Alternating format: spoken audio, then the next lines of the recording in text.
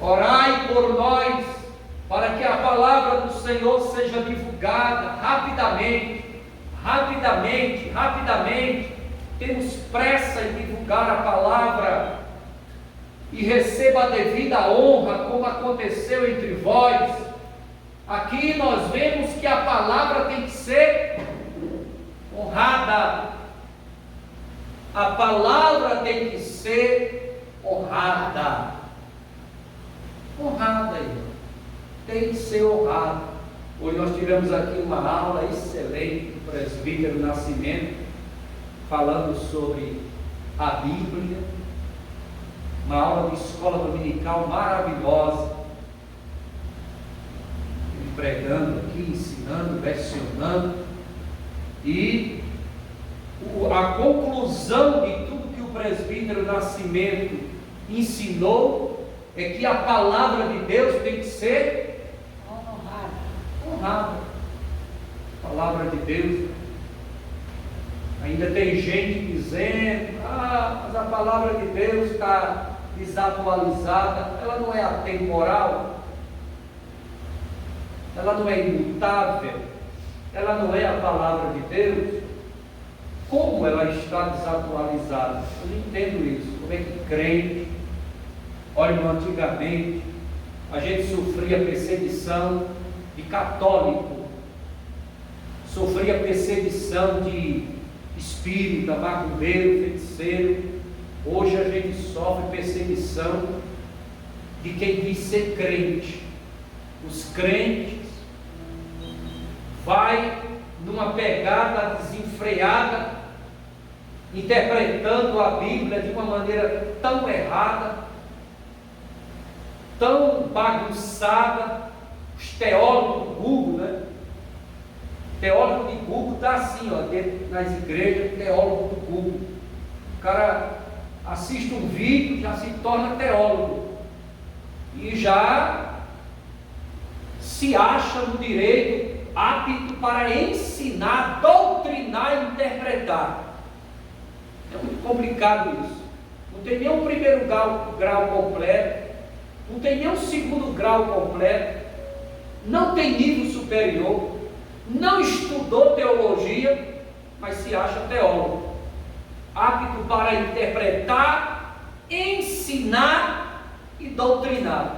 E aí o crente desavisado vai lá no YouTube, né, nas redes sociais, assiste aquilo ali e engole na facilidade, não sei como é isso, engole aquela doutrina e sai pregando por aí e vira seguidor, e é uma confusão tão grande. O pastor da igreja, chamado por Deus, na sua unção pastoral, sacerdote da casa de Deus, ungido pelo Senhor, cheio de unção, de vida no altar, de santificação, fazendo de tudo para andar em santidade, prega a palavra, ensina, exorta, interpreta, e o crente vomita, não aceita. Ele vomita: não, isso aí eu não aceito, não. Eu não aceito esse pastor nem como pregador, nem como pastor, nem como cantor, nem como nada. Para mim ele não é nada, eu não aceito a palavra dele, eu vomito a palavra dele. Mas lá da internet ele aceita tudo, ele come tudo, ele engole tudo. Então ficou muito complicado a igreja, pastorear a igreja ficou muito complicado, porque antigamente era o que o pastor falava e ponto final. Hoje não, hoje as interpretações são inúmeras, e não estou aqui generalizando, nem estou dizendo que é você, mas a maioria dos crentes por aí afora, a maioria deles desigrejados, os que não congregam, os desviados, os afastados, os que estão aí esbagaçados, ele crê na internet, ele não crê no pastor.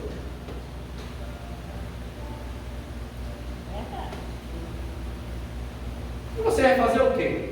Vai morrer? continuar pregando a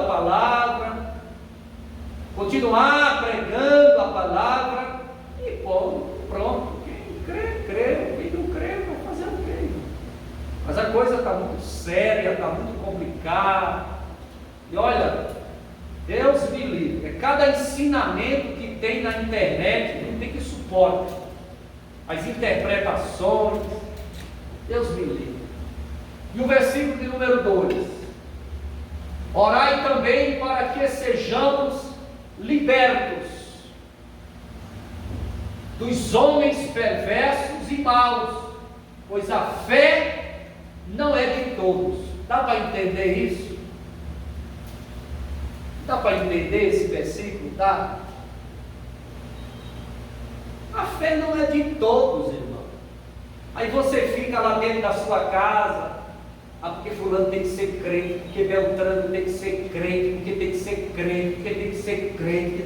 Irmão, não fique se estressando com isso, se abalando com isso. Olha, coloque uma coisa na sua cabeça: a fé não é de todos. Aí você arruma confusão, aí você fica mal visto dentro de casa, aí os teus familiares ficam te amaldiçoando. A fé não é de todos, é para quem quer, é voluntária, é opcional. A fé não é obrigada, não é por força nem por violência. Você não é o Espírito Santo, meu irmão, minha irmã, para estar forçando A, B, C, ser crente, porque tem que ser. Não, meu irmão. Você tem que pregar a palavra. Amém, glória a Deus. Pregue a tempo e fora de tempo. Só não seja tão chato, tão chiclete, tão agressivo, exigindo que as pessoas têm que ser crente a qualquer jeito, porque tem que ser, porque eu sou crente e ela tem que ser crente. A fé não é de todos, isso é opcional. Tem gente que quer, tem gente que não quer, e você vai fazer o que, meu irmão? Deixa para lá, porque às vezes, ao invés de você criar paz dentro de casa com teus familiares, você vai criar confusão, turbulência, dor de cabeça. Aí fica o filho com raiva da mãe, o marido com raiva da esposa, o filho com raiva do pai, tudo porque está pregando o evangelho, quer que a pessoa seja crente, mas ele não quer ser, ela não quer ser. Não pode a gente obrigar ninguém. Você briga lá com um colega de trabalho, briga com o chefe, briga com um, briga com o outro, porque quer convencer a todo custo que a pessoa seja crente. O evangelho não é assim. O evangelho você tem que pregar a palavra até o momento que a pessoa está aceitando, ela não quer mais, você para. Não dá comida demais não, que dá congestão. Para, não irrita a pessoa, né? Igual aqueles crentes que entram no metrô, no ônibus, não sei se vocês já viram, com o celular, tocando aquelas músicas de crente, estrondando tudo. Eu não acho aquilo certo, eu acho errado. Ah, mas ele está evangelizando, pastor. Está nada, está irritando. Tem que escutar para ele mesmo. Ali causa problema, causa confusão, causa tribulação. Escute para você mesmo. Agora, se a pessoa que você está ali conversando, ela abre uma oportunidade, aí você lança a semente. É assim que funciona. Orai também para que sejamos libertos dos homens perversos e maus. Homens perversos e maus, que perseguem a obra de Deus, que fala mal da obra de Deus, que critica a obra de Deus. que não gosta da obra de Deus, que se levanta contra a obra de Deus. São esses homens, pois a fé não é de todos. O apóstolo São Paulo sabia que nem todo mundo vai para o céu. São aqueles que querem, que escolheram de livre e espontânea vontade. Ponto final. Não adianta forçar ninguém a ser crente. É tudo pela fé. E o versículo de número 3. Entretanto, o Senhor é fiel, Ele vos fortalecerá e vos livrará do maligno. Saiba disso, viu, igreja?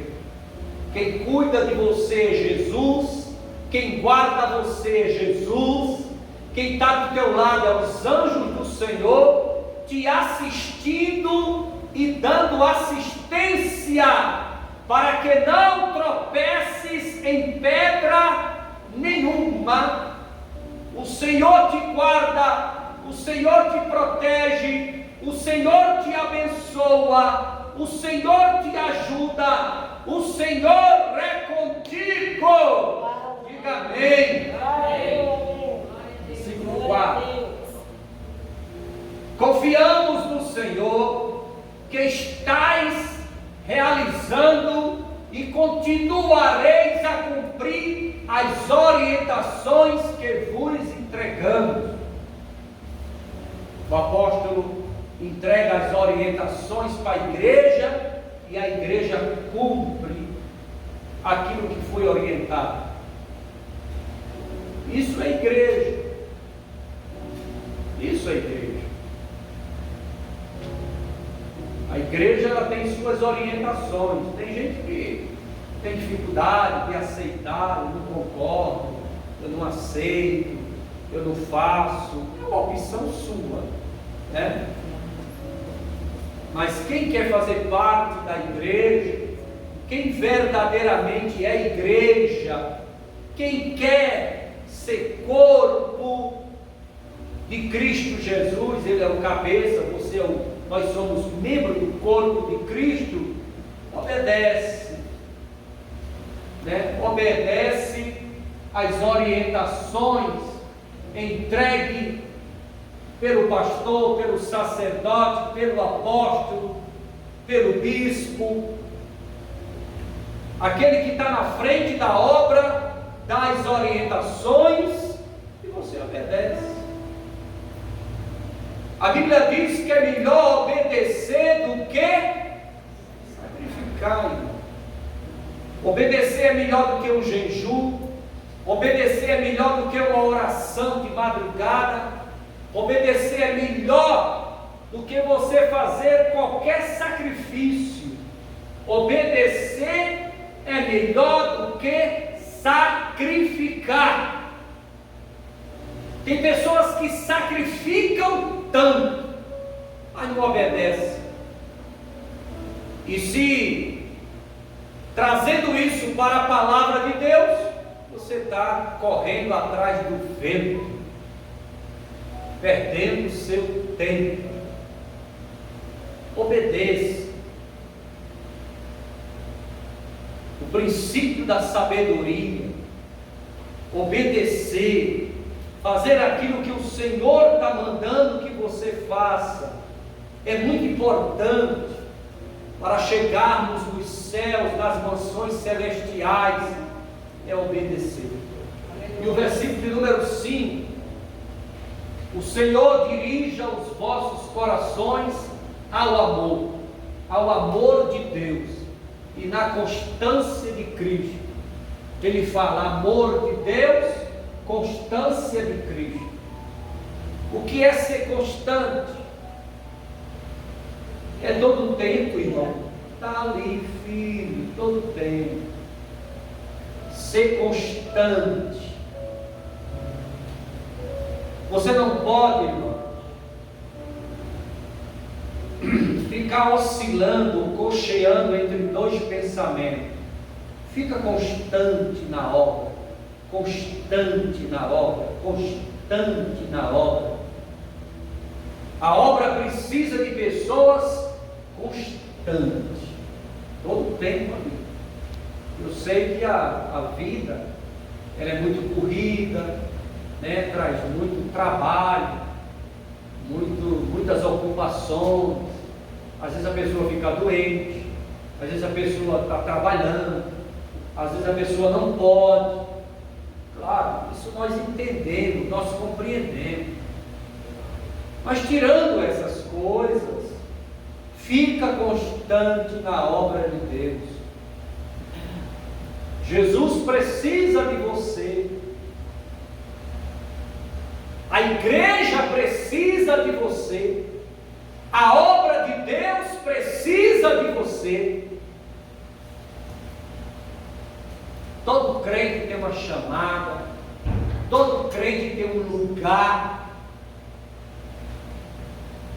aquele lugar que ele se identifica, aquele lugar que ele se identifica e que a obra de Deus agradece, Deus se alegra com o trabalho que ele faz, que ela faz. Então faça a obra de Deus, ajude a sua igreja, ajude o seu pastor, ajude a sua pastora, ajude a família espiritual, ajude, irmãos. Nós precisamos da sua ajuda. Você não pode de maneira nenhuma ficar de braços cruzados. A obra de Deus precisa que você levante a cabeça, erga a cabeça, desencruze os braços, arregace as mangas e comece a trabalhar e comece a fazer a obra. Jesus precisa de você. Aleluia, sim. A igreja precisa de você.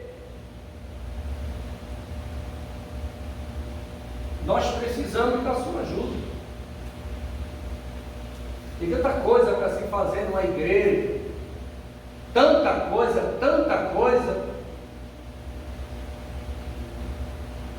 tem tanta coisa para se fazer na casa de Deus, e às vezes a gente sufoca um irmão, porque não tem outro para colocar ali, para aliviar a carga.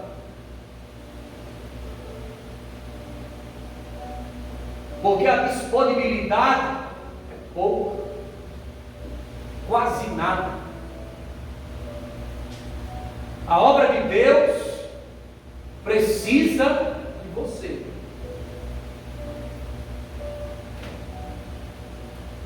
E o versículo número 6: caros irmãos, em nome do nosso Senhor Jesus Cristo, ordenamos que vos afasteis de todo irmão que vive sem trabalhar e, portanto, não de acordo com a tradição que recebeste de nós. Naquela época, nos dias do apóstolo São Paulo, já tinha gente causando problema dentro da igreja. E quando você olha para esse versículo, você vai encontrar um tipo de pessoa que ficava sem trabalhar e saía de casa em casa, enchendo o juízo das pessoas, enchendo o juízo das ovelhas. Pessoas desocupadas, pessoas que não têm o que fazer. Hoje não tem mais isso, né?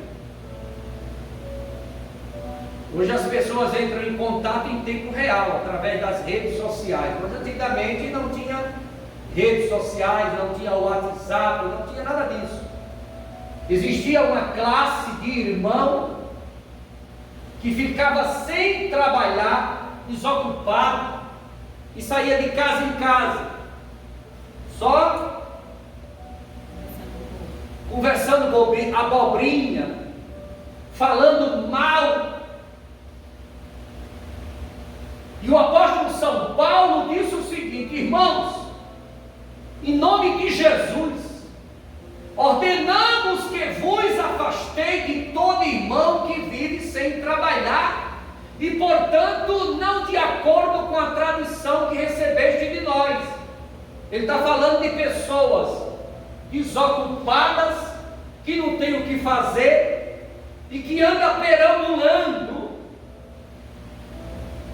A minha tradução aqui, diferente daqui de James, diz assim: mandamos-vos, irmãos, em nome do nosso Senhor Jesus Cristo, que vos aparteis de todo irmão que anda desordenadamente, e não segundo a tradição que de nós recebeste. A pessoa que anda desordenada, a pessoa que anda colocando pilha no ouvido dos outros, fermentando a obra, falando coisas de casa em casa, fazendo grupinhos.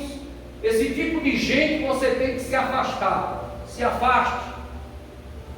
Se afaste. A Bíblia tem de tudo. Eu escutei muito esse versículo aqui, lá no velho e querido Pernambuco, quando um irmão ou uma irmã ficava fofocando no meio da igreja, aí levantava aquela fofocaiada. Rapaz, era uma confusão tão grande, era uma fofocaiada tão grande, e o pastor mandava chamar a fofoqueira, que inventou aquela calúnia, que inventou aquela conversinha, e ali fazia uma reunião ministerial, lia esse versículo, colocava ela em disciplina, por estar fofocando no meio da igreja, fermentando, e era aquela confusão dos infernos. Estava muito em época de festa. Olha, marcava uma festa na igreja, o diabo se levantava. Mas era uma fofocaiada tão grande, uma confusão tão grande. Uma dava uma opinião, outra dava outra, e a outra falava outra, e a outra falava outra, e a festa se acabava em confusão. Não brinco com esse tipo de gente aqui não. Isso fecha as portas de uma igreja. Eu não sei se vocês escutaram, ouviram, ou tomaram conhecimento, mas teve uma igreja aí, uma Assembleia de Deus, famosa, que eu não vou aqui citar o nome, a dirigente das mulheres, não vou nem citar o nome do departamento também, para não comprometer, está sendo gravado aqui. Eu que não sou besta, né? Eu não cito o nome de pessoas, nem de instituição, de nada, senão a gravação está perdida. Até porque o meu interesse é só citar o que aconteceu.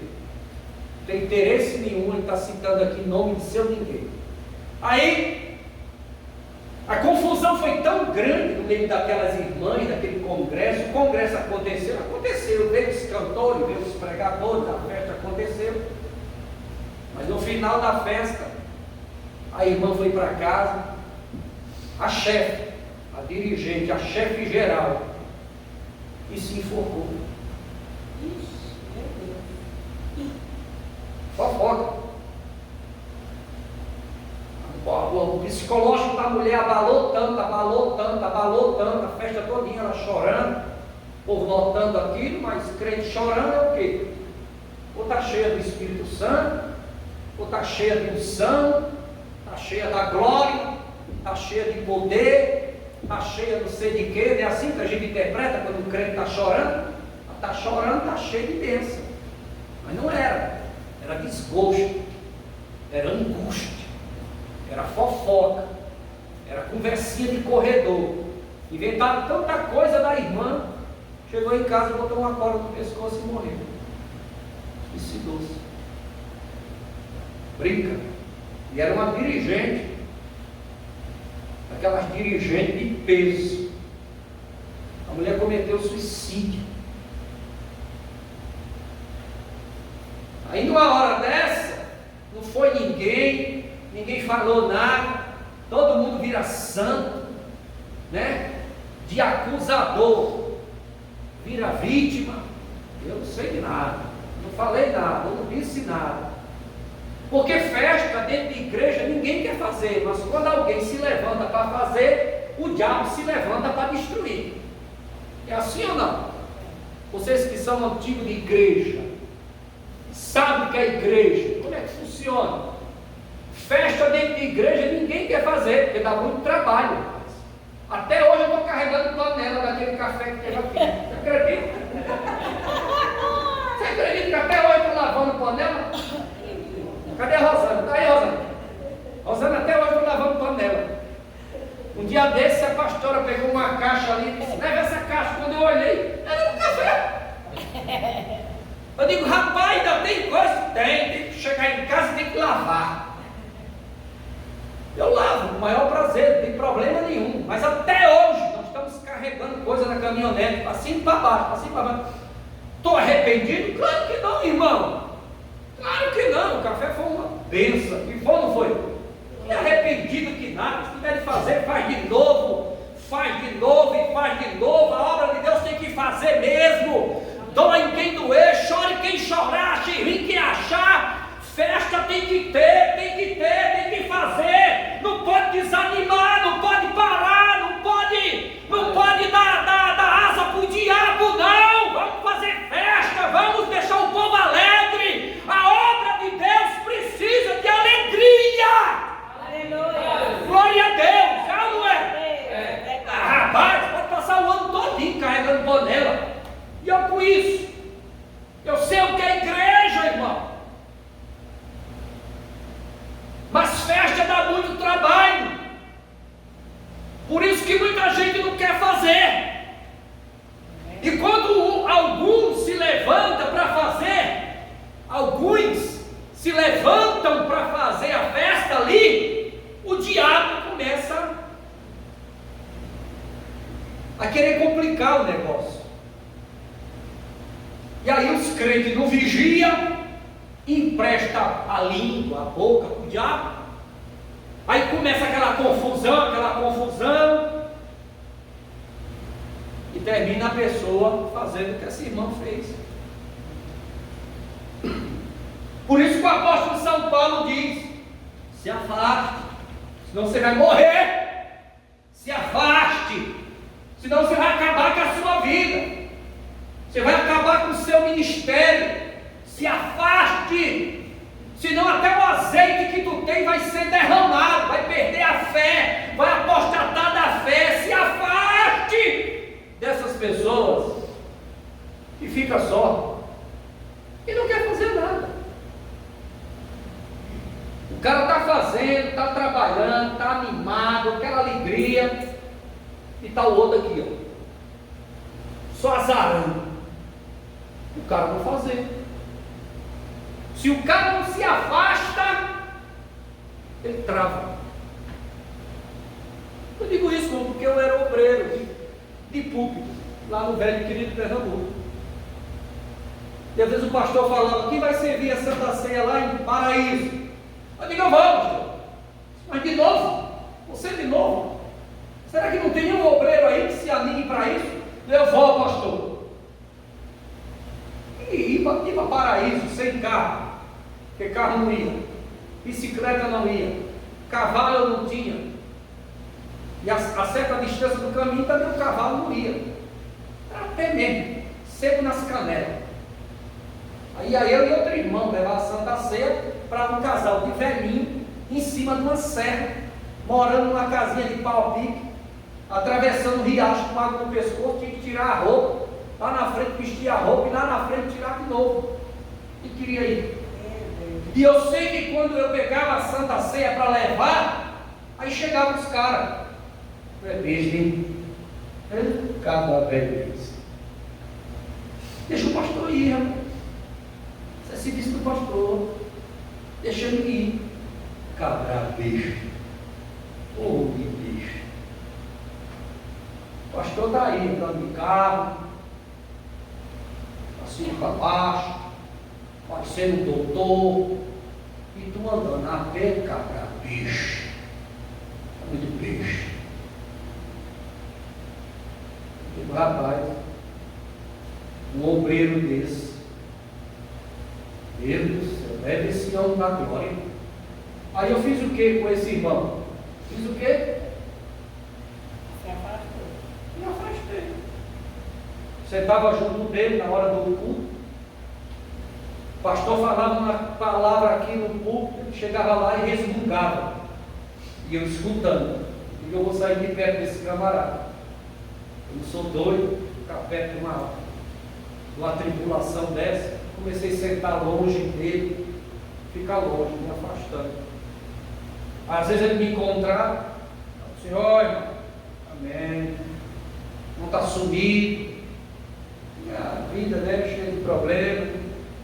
Não está se afastando de mim. Não. Estou tranquilo, estou no meu lugar. A gente não se vê na igreja, mas era aquele tipo de gente que nem fazia, nem queria fazer, tinha raiva de quem faz, e se alguém fizesse ele criticava e falava mal. Eu ia deixar o meu pastor ir para dentro do mato, passar por aquele constrangimento de tirar a roupa, de atravessar rio. Que isso, rapaz? Eu mesmo ia, eu vou, pastor, eu vou, fique tranquilo, tu vai, meu filho, eu vou. Vai ganhar o que com isso? Não estou fazendo nada para ganhar nada com isso, não, irmão. A obra de Deus, irmão, a gente faz não é para ganhar nada, não. A obra de Deus a gente faz porque a gente ama a obra. A gente ama a obra de Deus, ama a obra de Deus e faz porque a ama. E a gente ajuda o nosso pastor porque a gente gosta de ajudar, e eu ajudo mesmo e faço mesmo e tenho o maior prazer de fazer, e ponto final, ali. Vai receber recompensa dele de nada, não. Até porque quem faz a obra de Deus com a intenção de receber algo em troca é barganha, é pecado. Tem que fazer a obra de Deus sem a intenção de receber nada, sabendo que fazer a obra é a coisa mais maravilhosa, sim ou não? Sim. Fazia, faço. E era assim mesmo. Esse tipo de gente aqui se afaste. Mas cedo ou mais tarde, o veneno entra, contamina o cérebro, desce para o coração, acabou, meu irmão. Me diga com quem tu andas, que eu direi quem tu és. Não é versículo bíblico, não, mas é fato, um provérbio verdadeiro. E o sétimo e último, para não estender demais, coloca o sétimo aí. Porquanto vós mesmos sabeis como deveis seguir o nosso exemplo, pois não vivemos de forma ociosa durante o tempo que estivemos convosco. Paulo tinha um problema muito grande com gente ocioso, porque a pessoa ociosa, ela não cuida da vida dela, ela cuida da vida dos outros. Você pode olhar na Bíblia, irmão, Deus nunca chamou um ocioso. Todas as pessoas chamadas por Deus na Bíblia estavam ocupadas, estavam trabalhando, estavam envolvidos com um projeto, com uma obra. A ociosidade, que é a irmã gêmea da preguiça, é algo muito perigoso na vida da pessoa. Quando a pessoa é ociosa, ela vive de cuidar da vida dos outros, né? Não cuida da família, não cuida da casa, não cuida dos filhos, não cuida do marido, não cuida de nada, não trabalha, não tem responsabilidade com nada, vive naquela ociosidade, só procurando chifre e cabeça de égua, se intrometendo onde não lhe cabe, se enxerindo onde não é assunto seu. Mas a pessoa é enxerida, intrometida, entrona, ela vai ali, né? Vai entrando nos assuntos dos outros, na confusão dos outros, nos problemas dos outros, e vai tomando para si, e vai advogando causa de A, de B, de C. Irmão, toda a história tem 12 lados. Às vezes você conhece só um lado, está advogando, não sabe o outro lado, o que foi que aconteceu nos bastidores, o que foi que houve, a realidade dos fatos. Então é muito perigoso você tomar partido de A, B e C, porque você pode colocar em risco a sua própria salvação. Você não sabe o que aconteceu, você não sabe o que houve. E Paulo tinha um problema seríssimo com o tal do ocioso. A pessoa, quando ela é ociosa e ela não tem o que fazer, ela vai cuidar da vida dos outros, inventar conversa, inventar historinha. Isso é um perigo. Vamos ficar por aqui. A palavra de Deus, ela ensina, irmão, tudo. Ensina tudo. Não chega no céu quem não quer, mas ensina tudo, como você tem que se comportar, como você tem que agir, como você tem que fazer. Ensina tudo a palavra de Deus. Leia a Bíblia. Leia. É melhor você ler do que você ficar escutando as interpretações de algumas pessoas na internet que não tem compromisso com nada de Deus. Tem muito pregador bom na internet? Claro que tem. A internet tem mestres, doutores em divindade, pregadores, homens cheios do Espírito Santo, né? Um dia desse um irmão mandou um vídeo para mim. Pastor, escuta esse vídeo. Eu, por respeito da pessoa, fui escutar o vídeo. O vídeo falava mal de dízimo, falava mal de oferta, falava mal de voto.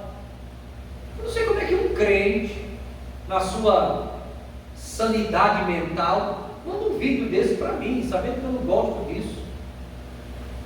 Eu detesto esse tipo de gente. Como é que você fala mal de ofertar, de dizimar, de pagar voto? Como é que vai sobreviver a casa de Deus se não existir os irmãos para nos ajudar com dízimo, ofertas e votos? Como é que vai? Como é que vai resolver as despesas da casa de Deus? Aí eu mandei para o irmão 5 pregadores, 5 vídeos diferentes, de um pregador, de outro pregador, de outro pregador, de outro pregador, de outro pregador. Mandei 5 vídeos, falei para ele: quando você for assistir vídeo no YouTube, assista desses pregadores. São homens de Deus que falam a verdade, que pregam a verdade. São teólogos, são doutores, estudados,